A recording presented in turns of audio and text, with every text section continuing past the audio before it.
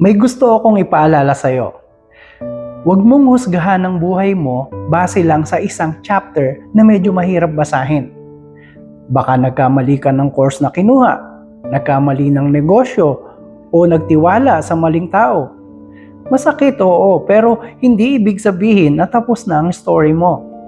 Isipin mo, ilang tao ang napunta sa trabahong hindi nila pinlano pero doon nila natagpuan ang purpose nila.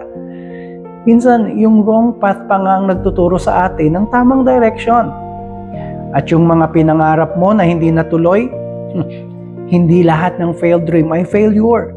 Minsan, pinapalitan lang yon ng mas bagay para sa'yo. Kung nakuha mo agad ang gusto mo noon, perhaps you won't be who you are today. Naisip mo ba yon? May mga panahon din na parang hindi mo kilala ang sarili mo. Nakakalito. Pero minsan, doon nagsisimula ang tunay na discovery. Para lang nagre-recalculate sa GPS. Hindi ibig sabihin na sira na ang biyahe.